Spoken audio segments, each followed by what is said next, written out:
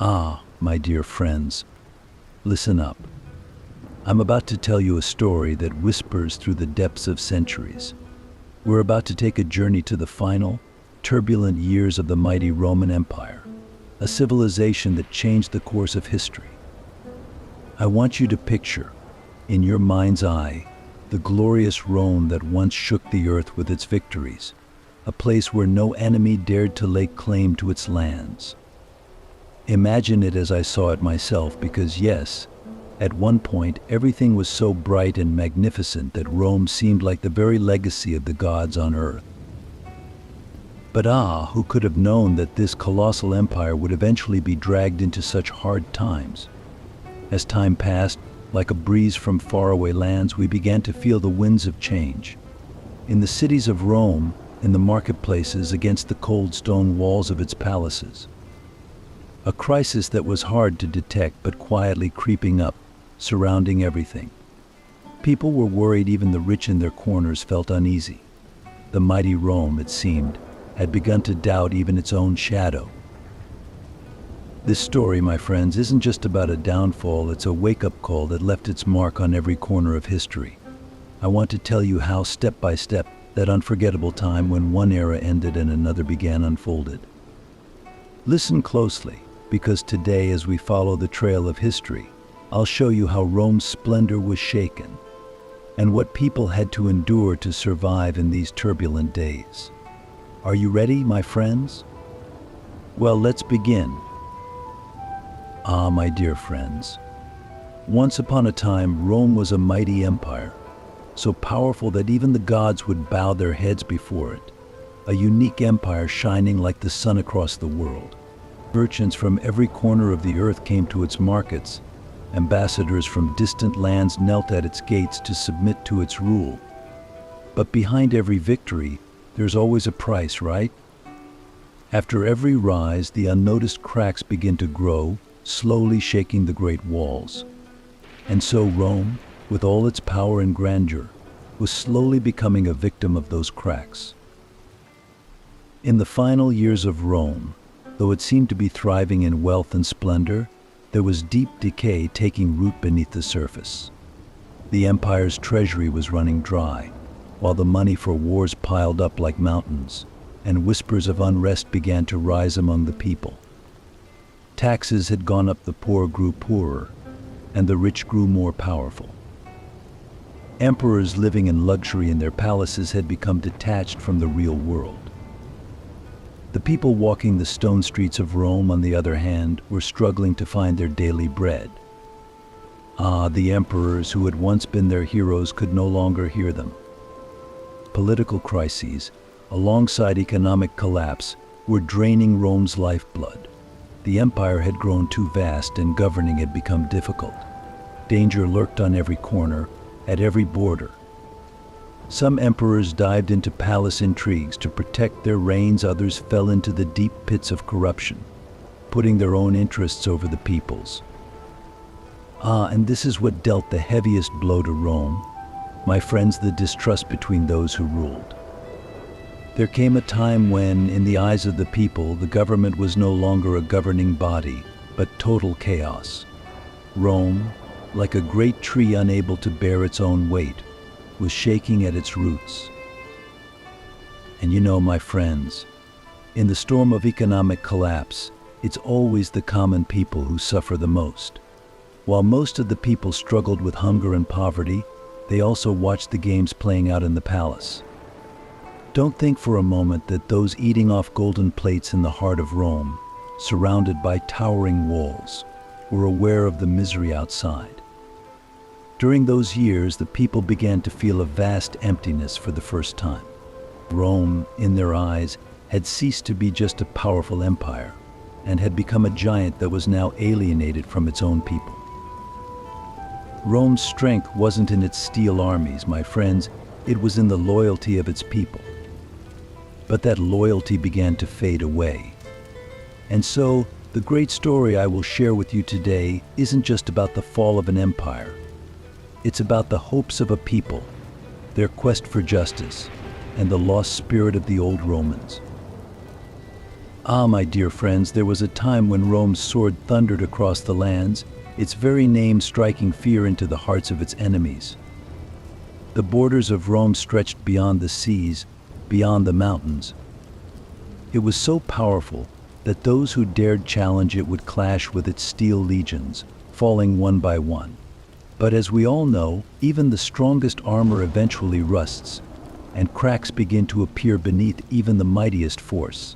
Rome, too, started to lose its strength at the farthest reaches of its vast empire. Though the Roman legions still made their presence known on the battlefield, they began to crack under the heavy weight of the times.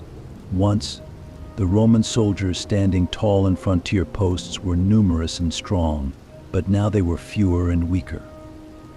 The legions weren't just dwindling in numbers, they were also less loyal than before.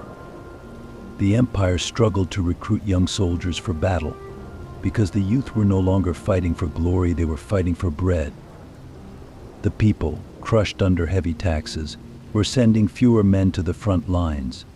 This gap was filled by mercenaries, but as you know, my friends, loyalty bought with money is like smoke that vanishes at the first gust of wind. Rome could no longer even trust its own people. The borders. Those once proud and mighty borders that were the pride of the empire. But now they had become weak points, open gates inviting foreign hands.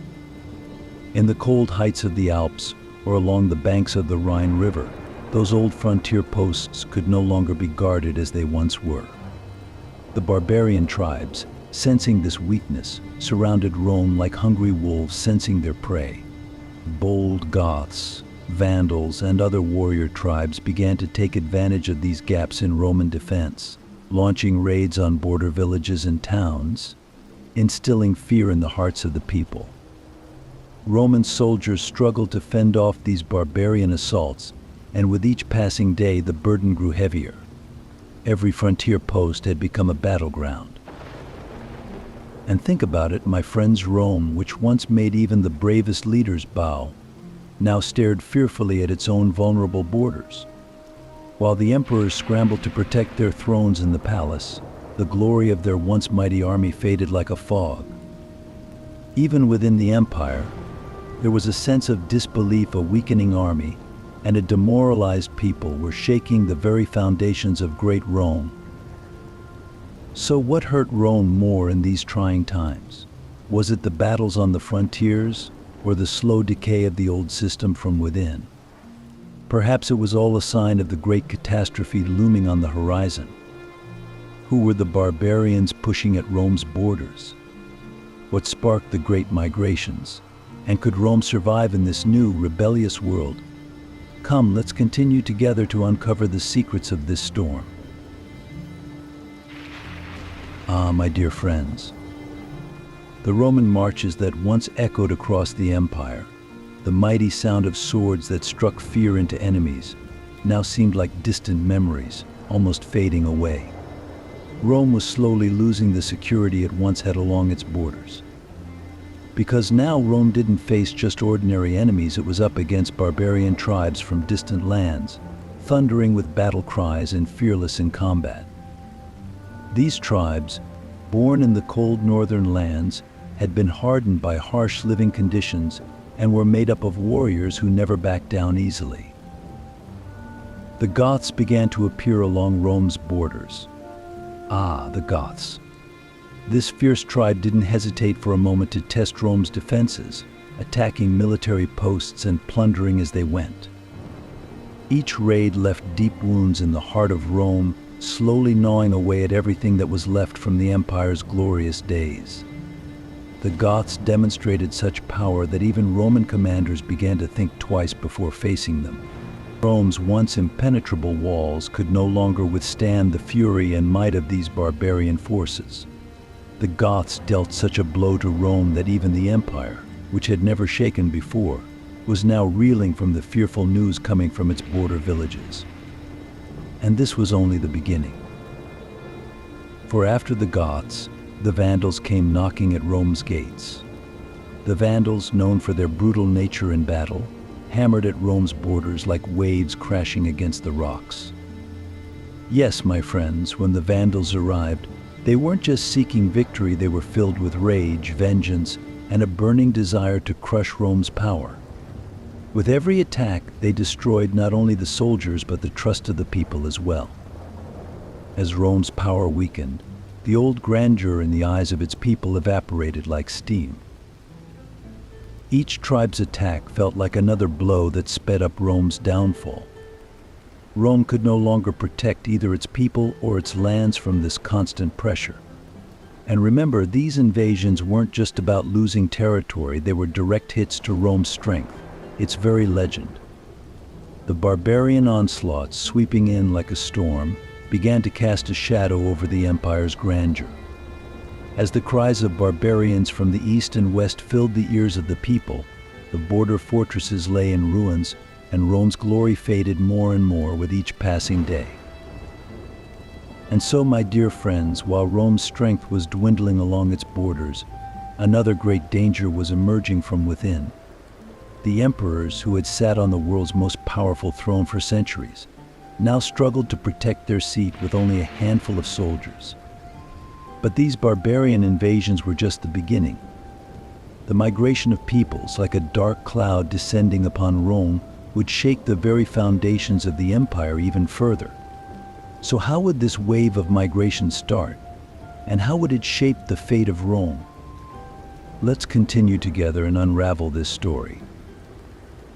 My friends, let me take you to the beginning of one of the greatest waves in human history, the migration period, a force that shook the land and dragged entire peoples from one place to another. Imagine this eruption of movement spread all the way to the heart of Europe, leaving no boundaries untouched and even reaching out to the grand lands of Rome. But how did this great wave begin? And why did the peoples of the north and east suddenly hit the road? It all started with the Huns, emerging from the dark forests of the north and the endless steppes of the east. The Huns, a nomadic people, were on a quest for new lands by conquering the territories of settled tribes. Their massive herds and wild horseback riding warriors were like a hurricane, sweeping through the eastern tribes. And this hurricane's effect began to ripple westward, displacing every people in its path. The Goths, Vandals, and many others fleeing from the Huns were moving west in search of new homes and safer lands. Along the way, this movement carried them all the way to the borders of Rome.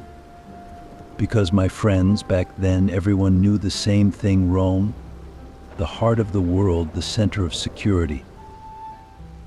These massive waves of migration became a heavy burden for the Roman Empire. On one hand, there were internal struggles and economic troubles. On the other, a massive wave of migrants, a crowd of people, was gathering at Rome's gates. Rome didn't know what to do with them.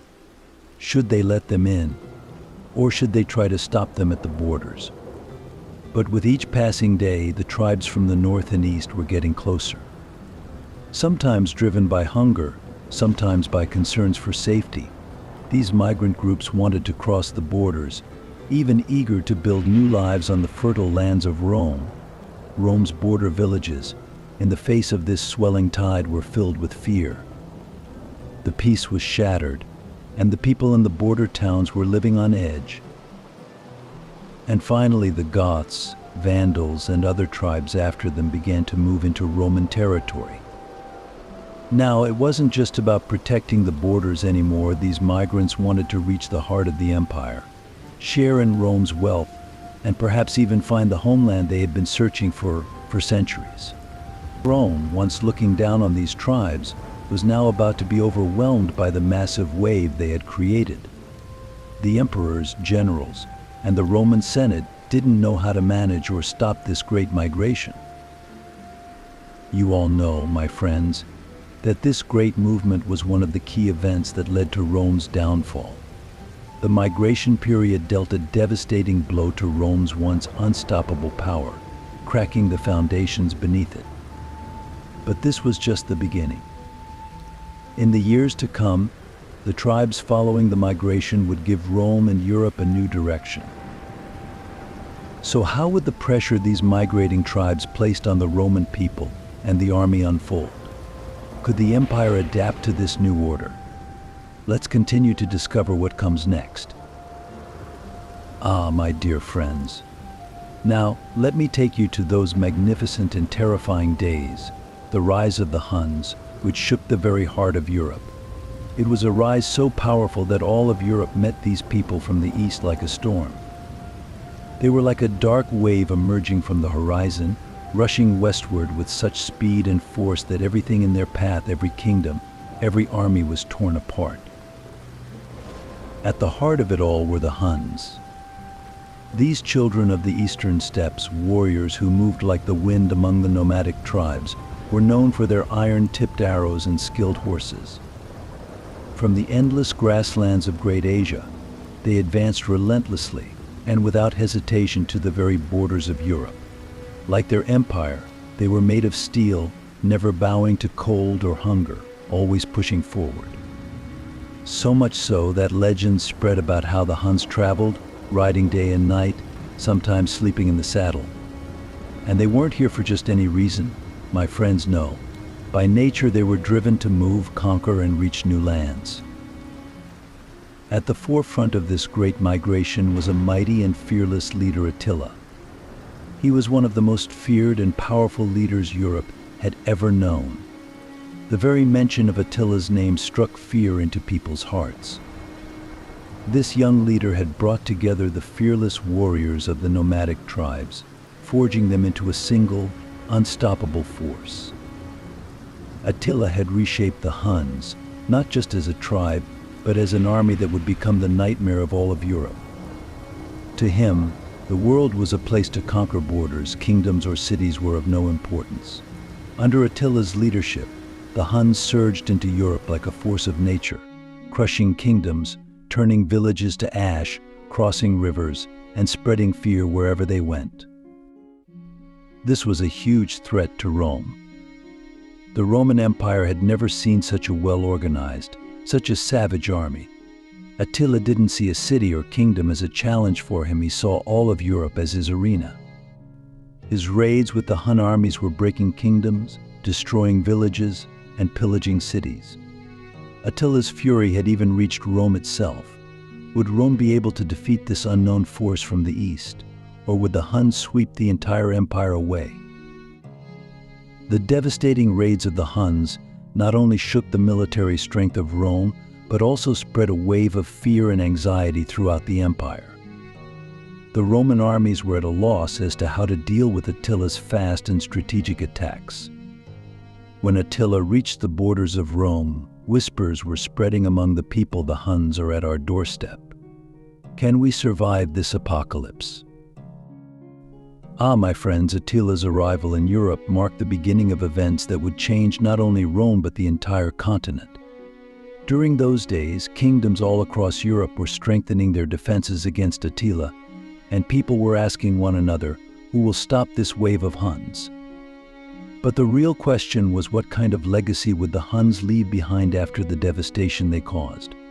Under what conditions would Attila stand before Rome? And my dear friends, would we witness how Europe would reshape itself after this great storm? Now I ask you, my friends, would it be Rome that would be lost in this great storm? Or would a hero rise up to calm the tempest? Ah, my friends, let me take you back to that unforgettable year, 410 AD.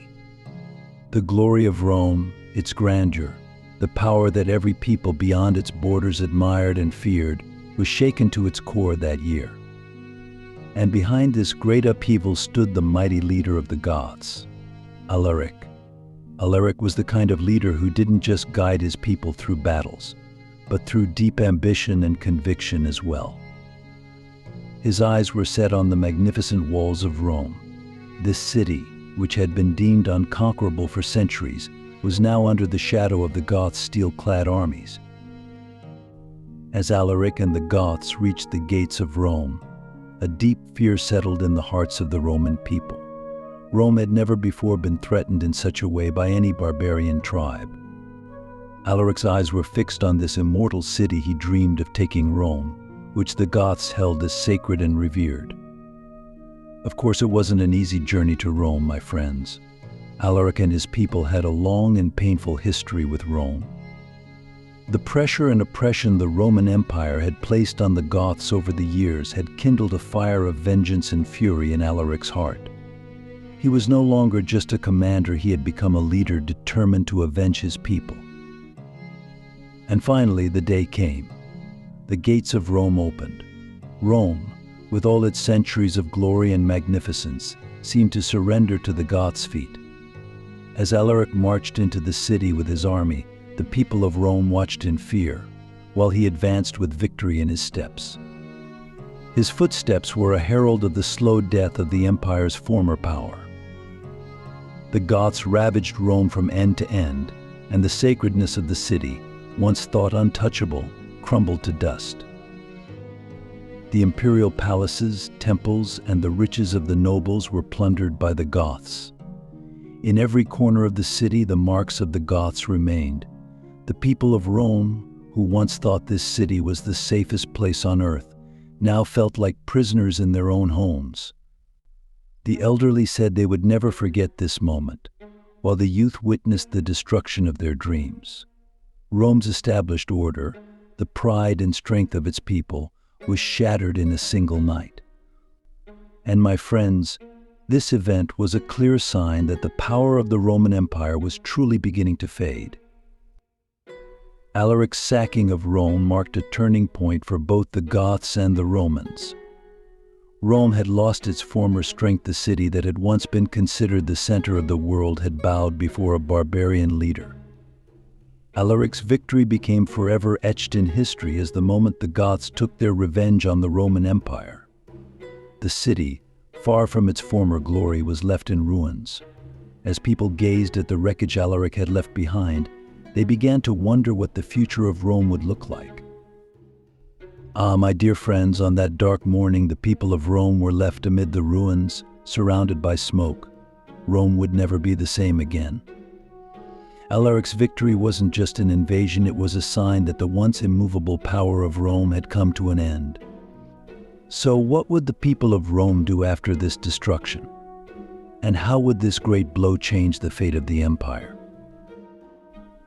My dear friends, here we are witnessing another moment in time that would lead to the fall of the Roman Empire. The Western Roman Empire had already drifted far from its former glory and was struggling to defend its borders. The people, burdened by economic collapse and the exhaustion of years of war, were struggling to cope, while in the palaces, intrigue and power struggles were spiraling out of control. During this time, the leaders of Rome were no longer its own children, but rather barbarian rulers from beyond its walls. The idea of barbarian-born emperors sitting on the Roman throne was, of course, something that the old Roman aristocracy found hard to accept. But what could be done? The barbarian tribes that had gathered at the empire's borders for years now had powerful and daring leaders. The very tribes once considered Rome's enemies were now the ones taking the Roman throne. To sit on the Western Roman throne, one no longer needed a legitimate bloodline, but rather the loyalty of armies and the power of brute force. The sword of Rome no longer defended its own people, but rather the barbarian soldiers and mercenaries. And here, my dear friends, we come to the greatest of the events that would plunge the Western Roman Empire into chaos. The generals who were supposed to defend Rome were now themselves barbarian leaders. The rumors, intrigues, and plots that had been swirling through the imperial palaces for years all reached their peak during this time. Everyone's eyes were on the barbarian leaders, trying to figure out where their loyalties lay. A general who had once defended Rome might, the very next day, stake a claim to the throne or even turn his back on Rome altogether. These barbarian rulers, far from preserving the glory of ancient Rome, began to bring their own traditions and cultures into the very heart of the empire. The Roman people, caught in the chaos of foreign customs and ruled by barbarians, could find no peace. Yes, the grand old Rome was gone, And during this time, the city seemed to exist only in the shadow of a series of rulers it no longer recognized. Seeing a barbarian king in the imperial palaces, where once stood a Roman emperor, stirred in the hearts of the people a sense that Rome's end was near. The empire that once ruled the world was now trapped in its own chaos, one of the key factors that sped up the downfall of the Western Roman Empire. But the real question, my dear friends, is this: in the midst of all this chaos, would Rome, still struggling to survive, be able to defend itself from an even greater threat than the barbarians themselves? Ah, my dear friends. Now let me take you to a moment in history when the Roman Empire faced perhaps one of its most ruthless and terrifying enemies, Attila, the mighty leader of the Huns. The story goes that just the mention of Attila's name struck fear into the hearts of people, a warrior who seemed to rise from the shadows. With his arrival, the lands of Rome were soon engulfed in chaos, anxiety, and destruction like they'd never seen before. As Attila and his massive Hun army marched closer to Rome's borders, the people of the Western Roman Empire found themselves drawn into not just a physical battle, but a psychological war. Villages kneeling before Attila, cities left in ruins, and people gripped with terror. This was the danger Rome was facing. Attila was a merciless leader. Both Eastern and Western Rome were feeling the full force of his wrath. The empire poured all its resources into trying to stop Attila and keep this relentless enemy at bay. But Attila wasn't just relying on the might of his army, he was outsmarting Rome with his strategic mind. Roman commanders were at a loss, not knowing what to do. Peace talks, bribes, gold. None of this was enough to halt Attila. But the Western Roman Emperor gave in to many concessions, trying to rein in Attila's forces. But Attila had his sights set higher, my dear friends. He wasn't just pushing the borders, he was sending clear signals that he could march straight into the heart of Rome itself. And finally, the great showdown came. Attila and his Hun army met face to face with the soldiers of Western Rome. It was a fight for survival. Rome's pride, its will to defend its borders, led to one final stand against Attila's relentless advance. But the Huns fought with such brutality that even Roman soldiers began to lose their courage. This battle left Rome with both military and spiritual scars. Attila proved once again just how helpless the Romans were in the face of his fury. Even after this crushing defeat, Rome tried to recover, but Attila's terrifying presence hung over the empire like a dark cloud, never fully dissipating. So what now? Can Rome recover from the devastation Attila left behind? Can the marks he left be erased? Or was this encounter the beginning of the end, the precursor to the empire's ultimate fall? Oh, my friends, the time has come, the hour has struck. The golden days of Rome are long gone. The once magnificent capital of the empire is now crumbling, with its grandeur fading into the dusty pages of history. The fall of the Western Roman Empire is unfolding right before our eyes, a massive collapse in a time of change. And now you're about to hear the story of this downfall. It's the year 476. On the throne sits a young and inexperienced emperor named Romulus Augustulus. Ironically, this young ruler carries the name of Romulus, the founder of Rome, but he will be remembered as the one whose reign marked its end. This young man on the throne has become a mere symbol of the empire. He's not powerful enough to etch his name into Rome's glorious history. Instead, he's just a puppet, a transitional figure. The real power lies in the shadows, in the hands of a barbarian commander named Odoacer. A powerful military leader who came from outside the Roman lands. He had served in the empire's army for years and knew Rome's strengths and weaknesses like the back of his hand. As fate would have it, when Odoacer finally made his way to the heart of Rome, he wasn't just aiming to rule over his own people, he wanted control of all of Italy. And so in 476, this bold man deposed Romulus Augustulus, officially putting an end to Rome's dominance in the West right before the eyes of the Romans. The fall of Augustulus wasn't just the end of one man's rule, it marked the closure of an era. In the streets of the city, elderly Romans who had witnessed the glory of past days could feel the end deep in their hearts. The order, culture, grand architecture, and military discipline that had once spread across Europe under Rome's influence, all of it was slowly fading into history. And with the fall of the Roman Empire, a new era was beginning in the world. The once great empire now only lives on in memories and ancient stones. Now there's only one question on everyone's mind: where will this downfall lead humanity? In the dark times of the Middle Ages, who will rise and who will fade into the dusty pages of history? What awaits us in this new age, my friends? Oh, my dear friends, with the fall of Rome, the enormous shadow of the empire over Europe slowly faded away. A brand new era was on the horizon. Now the stage was set for the barbarian kingdoms. These new powers were ready to reshape the land, establish their own dynasties, and lay the foundations of an entirely different order. And among these emerging kingdoms, one group stood out: the Visigoths.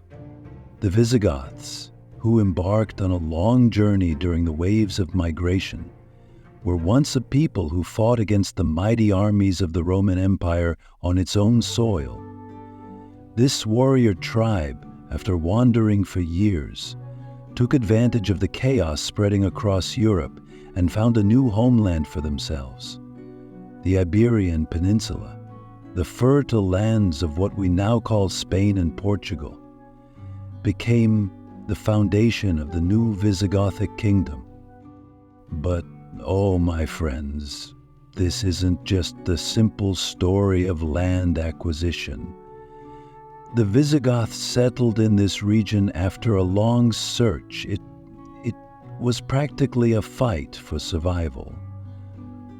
Centuries of migration, endless battles, and interactions with different cultures. The Visigoths found themselves caught between the legacy of Rome and their own traditions. They were influenced by Rome's advanced legal system and administrative structure, but at the same time, they wanted to preserve their warrior culture and traditions. The new kingdom they established on the Iberian Peninsula started to take shape, reflecting traces of Rome while also embracing the unique qualities of the Visigoths. Under the leadership of their kings, they combined Rome's legal framework with their own tribal customs to create one of the first barbarian kingdoms in Europe. This kingdom didn't just grow stronger, it eventually became a center of culture and civilization. The void left by Rome was beginning to be filled by the leadership of the Visigoths. And so one of the first barbarian kingdoms in Europe made its mark on history. But, my friends, these lands would not remain calm. Many other peoples and leaders would soon set their eyes on this territory. Who would try to conquer the Iberian Peninsula, where the Visigoths had risen to power? How would the fate of the barbarian kingdoms in Europe unfold from here on out? My friends, as we journey through European history, let's bring the Ostrogoths into the spotlight. This group of people once admired the glorious days of the Roman Empire from afar. But now all that's left in these lands are ruins and memories of that former grandeur. After the fall of Rome, these lands fell into a power vacuum, a state of chaos and uncertainty. And it was during this time that the Ostrogoths stepped in, aiming to take over Italy and revive the legacy of Zen. The leader of the Ostrogoths was the legendary Gothic king Theodoric. A bold and courageous leader, he promised his people a new life in Italy. But Theodoric wasn't just a warrior king. He was also a visionary ruler who understood the value of Roman culture and its governing system. He respected the legacy left behind by Rome, its love for knowledge and the arts. At the same time, as a Gothic king, he wanted his people to move forward without losing touch with their own traditions and culture. So as they settled in Italy, Theodoric not only adopted the Roman way of governance, but also gradually blended his people's traditions into this new system. Under Theodoric's guidance, the Ostrogoths quickly realized the importance of winning over the hearts of the Romans. Instead of making enemies out of the local Romans, Theodoric worked to earn their trust. By preserving the Roman legal system, he secured the support of the Roman elites. He allowed Romans to handle civil affairs, which made them feel valued and safe. Meanwhile, Ostrogothic warriors took on the top roles in the military, providing a strong defense for Rome. This balanced structure between Romans and Ostrogoths made Theodoric's reign both successful and stable. It was like a mosaic, where different cultures came together to build a new order in Italy. Theodoric's rule wasn't just about governance, it was also a cultural fusion. Art, science, law. The old glory of Rome started to bloom again under the care of the Ostrogoths. Theodoric came to be seen not just as a king, but as a visionary. It was a Gothic kingdom at the heart of Rome, but one that was governed like a Roman state. This blend laid one of the foundations for Median Europe. But, my friends, no matter how strong the effort to keep the Roman legacy alive, the course of history always brings new waves. Will the Ostrogoths manage to stay in these lands for long? Or will new powers come in, trying to take over Italy once again? My friends. Now let's turn our eyes to the Franks in the complex lands of Europe. Unlike other barbarian tribes, the Franks were on a different path, carving out a solid place for themselves in the region. After the fall of the Roman Empire, when chaos took hold across the land, the Franks steadily rose with their unique governance and societal structure. This rise wasn't just the story of a kingdom, but the birth of a force that would shape the future of Europe. At first, the Franks lived as tribes like many other barbarian groups, but they had one key trait that set them apart: unity and order. Moving beyond a simple tribal system, the Franks established a more centralized structure. Under the leadership of their kings, they grew stronger and stronger, especially during the rise of Clovis from the Merovingian Dynasty. The Franks started to dominate Western Europe. Clovis was influenced by the legacy of the Romans. He saw himself as a Roman and believed he represented Rome. However, he managed to blend this with the warrior spirit and traditions of the Franks. This vision was about building a new Europe from the ashes of the old world. One of Clovis's greatest achievements was converting to Christianity. Yes, my friends, this wasn't just about changing religions. Clovis wanted to establish his own empire on the remnants of the Roman Empire, and by adopting Christianity, he embraced Rome's religious heritage. This marked the beginning of a new era for the Franks. With Clovis accepting Christianity, the Frankish kingdom became more than just a military power. It began to be seen as an empire in the eyes of Europe, as strong as any other. This decision strengthened ties with the Church and set the Franks apart from other barbarian kingdoms. This religious connection elevated the Franks not just as a kingdom, but as the new protectors of Europe. They had a strong military on one side and the Church's backing on the other, winning the hearts of the people. With the Church's support, the Franks quickly expanded, aiming to establish a new order in Europe.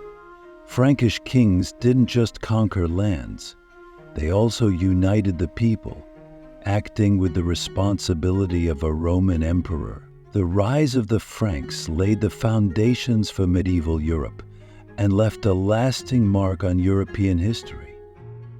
At this point, the Franks had become more than just a kingdom. They had turned into a symbol. Now, the union of their kingdom structure with Christianity gave them a more lasting power compared to other barbarian kingdoms. The Franks were laying the groundwork for a civilization that would eventually cover all of Europe and even shape the dreams of future empires. But my friends, don't you think this rise had its own cracks? As the power of the Frankish kingdom grew, so did the internal conflicts. The question now is, will the Franks be able to keep this great kingdom standing? My dear friends, let me take you on a journey through a pivotal chapter in European history, following the fall of the Roman Empire, a time when a new force began to reshape the continent with a fresh spirit, the growing power of Christianity and the Church. Yes, as emperors were overthrown and the old Roman splendor faded, leaving a stage for barbarian kingdoms to fight for dominance.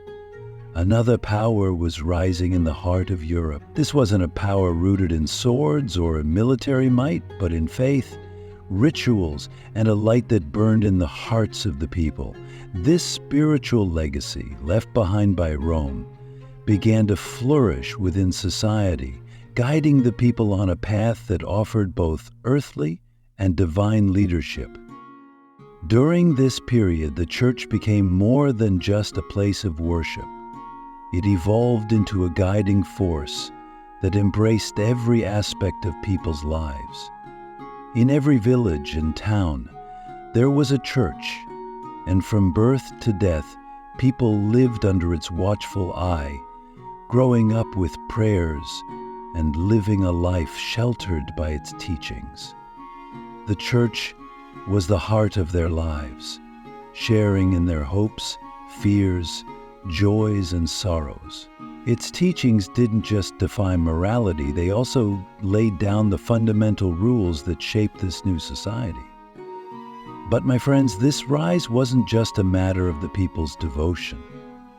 Behind the Church's growing influence was another significant factor: the expanding authority of the Pope. Yes, after the fall of the Western Roman Empire, a power vacuum emerged. People needed a leader, a guide, and stepping into this role was the Pope, the spiritual leader of the Christian world, who transitioned from being just a religious figure to a political and social authority. The Pope became the figure who rallied the people after Rome's collapse, offering them hope and unity. In this era, the popes held power not only in religious ceremonies, but also in political matters. Their sacred authority was on par with, if not greater than, the power of kings and emperors. At times, the Pope would bless and grant divine rights to rulers, but he also had the power to shake their thrones. European kings would compete for the Pope's favor, trying to gain his support. As a blessing or a curse from the papacy could determine the future of a kingdom. The Church, with its vast network of monasteries spread across Europe, acted as a guide, educating people, teaching order and morality, and even preparing new rulers, a kind of academy that shaped the spirit of society. By now, the church was not only a spiritual authority, but also a central figure in economic and political life. From owning vast lands to administering justice, its influence was undeniable. The church's territories had expanded to rival those of empires, creating a power center of its own. The rise of Christianity and the growing authority of the Pope marked the beginning of a new era in Europe.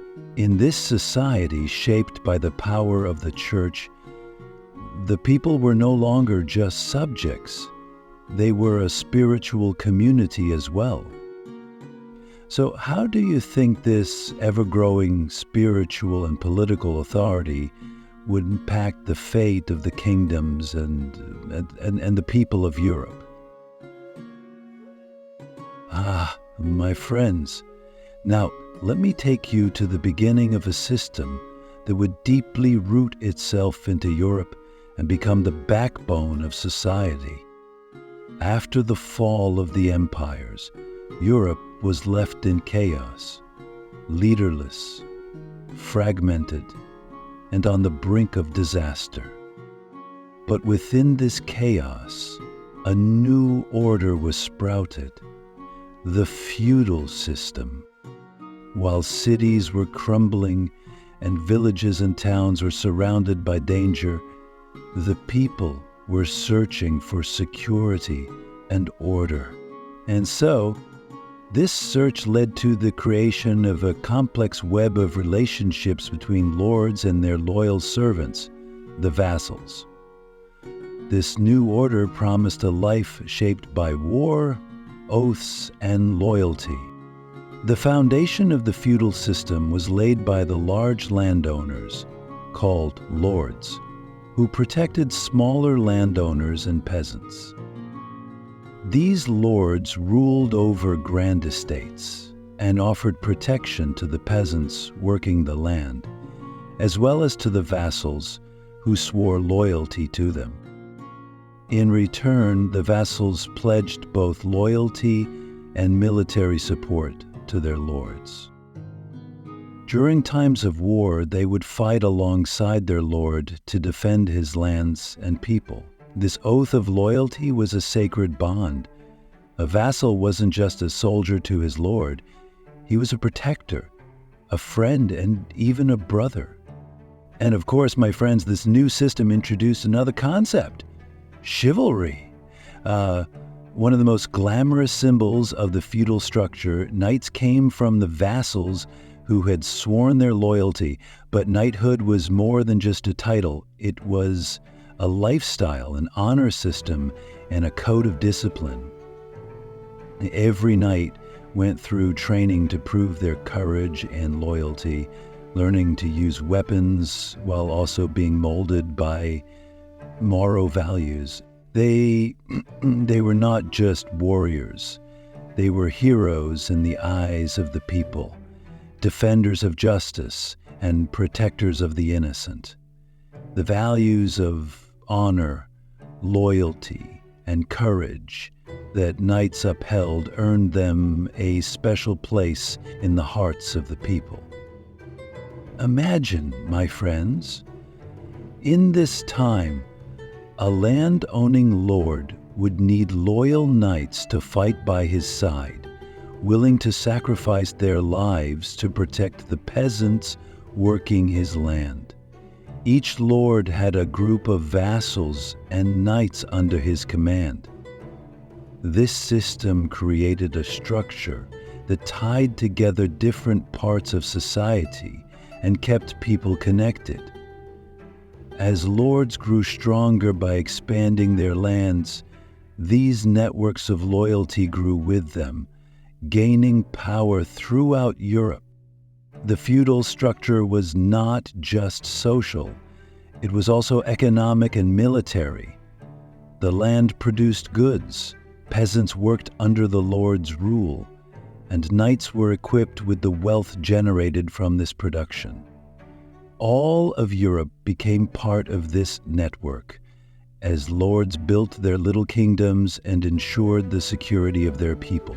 This system, around which everything revolved, became the backbone that kept Europe standing during its turbulent centuries. So, what do you think, my friends? How would the fate of the people, the lords and the knights evolve within this system? How would the rigid structure of feudalism transform in the future? My dear friends, after the fall of Rome, Europe seemed to be emerging from the shadow of a giant. But the void left by the collapse of the Western Roman Empire wasn't something that could be easily filled. As that massive empire crumbled, another power rose from its ruins, the Byzantine Empire. Known as the eastern half of Rome, Byzantium not only survived as a political entity, but also carried on the culture, science, and religion of Rome. Let's dive into the impact this ancient empire had on Europe and explore how it helped shape the new order that emerged at the dawn of the Middle Ages. While the Western Roman Empire fell, the Eastern Roman Empire, or Byzantium, continued to shine like a beacon in the dark. While barbarian tribes in the West were setting up kingdoms and establishing their own order, the Byzantine Empire worked tirelessly to preserve and uphold the legacy of ancient Rome. Constantinople was one of the wealthiest and most powerful cities of the time. It became the center of not only trade, but also culture, art, and religion. Here, the ancient Roman legal system, Greek philosophy, and Christian teachings all blended together, creating a new cultural heritage. The Byzantine Empire's influence on Europe wasn't just limited to its military or political power. It brought science, philosophy, and religious knowledge to Western Europe.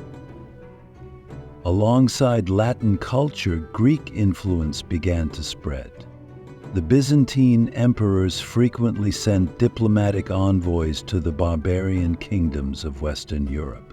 These ambassadors introduced Byzantine culture across Europe, leaving a mark on everything from architecture to law. Additionally, Byzantium played a significant role in the spread of Christianity. Though the split between the Eastern and Western churches in the 11th century weakened Byzantium's religious influence somewhat, Byzantine orthodoxy continued to dominate Eastern Europe, including Russia and the Balkans. Even today, many religious rituals in Russia and Greece are inherited from the Byzantine Empire. But Byzantium's impact on Europe wasn't just cultural, it also had a major role in trade. Now, my listeners, the fall of the Roman Empire also marked a shift in Europe's commercial and economic structure. The glorious Roman roads were no longer filled with bustling trade caravans. Due to barbarian invasions and internal turmoil, cities slowly emptied out, and grand cities gave way to small villages and rural settlements. The cities that were once major trading hubs turned into ghost towns. People affected by the constant wars and invasions fled the cities and sought refuge in the countryside. The economic system shifted from being city-centered to more rural and feudal. Large agricultural estates were controlled by local lords, and peasants worked under their protection. People in search of security sought refuge on the lands of these lords, offering agricultural labor in exchange for safety. In this way, the feudal system became a fundamental part of Europe's economic and social structure. With trade declining, craftsmanship and urban life also started to decline. Long-distance trade became nearly impossible. Roads were threatened by bandits and enemy armies, and sea trade wasn't much different. Pirates and Muslim Arab sailors had control over the Mediterranean. During this period, Byzantium remained a bridge for trade between the East and West. The trade routes from Constantinople to Europe and the Middle East were a major source of Byzantium's economic power. Spices, silks, and precious stones from the East still flowed into Europe through Byzantium. However, within Europe itself, trade and the economy became more localized. Markets began to form in villages and small towns. These markets became small but important centers, catering to the needs of the local population. Merchants, instead of traveling long distances, started trading in these local markets. This shift deeply affected Europe's economic structure and society organization. Now, we're in an era far removed from the grandeur of the ancient world, but one where the foundations of a new order were being laid. The rise of the feudal system, the birth of a new social structure, and the emergence of the chivalric system would gradually start to change the face of Europe. But, my dear listeners, amidst all these changes, a new power was rising, reshaping Europe once again. When Luther's Presbyterian duchies was increased for the last time, it was crowned executively appointed and responsible for the deepest powers in the world. But, my dear listeners, amidst all the changes, a new chapter. My dear viewers, what an incredible journey we've taken together. From the glorious days of the Roman Empire, through its fall, to the barbarian tribes ravaging Europe, and the birth of a new order, we've turned the pages of history together. We've followed the rise and fall of empires, new kingdoms, wars, intrigues, migrations, and major cultural shifts. Each event like a wave in the sea of Europe. After the fall of Rome's magnificent walls, Europe stepped into a new era, and we saw the Byzantine Empire shine like a bright star. The fall of Rome seemed to signal the end of one era and the beginning of another. As Europe moved toward a dark age, after the splendor of the ancient world, its future was shaped by feudal lords, barbarian kings, and the church. The lands ravaged by barbarian tribes were on the brink of the biggest transformation they had ever seen. The Huns, the Goths, the Vandals, they all played their part in the destruction of Rome. And, finally, with the fall of Western Rome, Europe stepped into a new era, the Middle Ages. In this chaotic period, trade routes shrank, cities shrank, and rural areas grew in importance. The feudal system took shape, creating a new social order based on lords and vassals. In what seemed like a dark age, the Byzantine Empire rose in the east, carrying the legacy of ancient Rome, while the barbarian kingdoms across Europe established their own systems.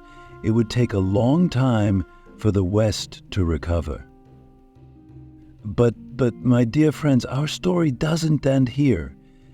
In the middle of all this chaos in Europe, a greater power was quietly rising, the Church. At this time, Christianity had become more than just a religion. It was a center of power. The rise of the Church was more than just offering a belief system. It deeply affected people's authority. The legacy left by Byzantium and the newly formed barbarian kingdoms directly influenced Europe's socio-political structure in the years to come. As the Church's influence grew, the trust the people had in it as a spiritual guide also strengthened. The Pope's authority became so powerful that even European kings feared it. Throughout the Middle Ages, the Church became the central authority in Europe and played a major role in building the feudal system. The birth of chivalric spirit, the power struggles among lords, the conflicts between the Pope and kings. Step by step, Europe was laying the foundations for a new era. During this time, we witnessed how the new social structure was forming and how the Church played a central role, even in the life of an ordinary peasant. As the feudal system changed Europe's face, it also prepared the stage for the rebirth of trade and urbanization. Now, at the end of this great journey, there's a question we must ask.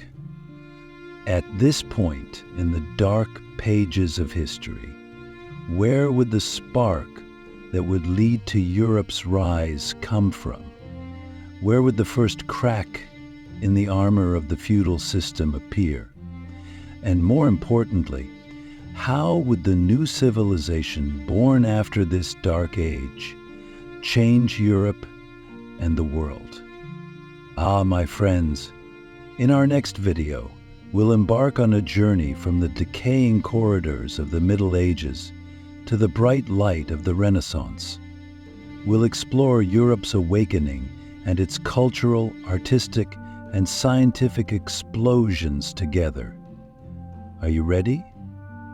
Then, until we meet in the next video, we'll continue uncovering the secrets of history's stage.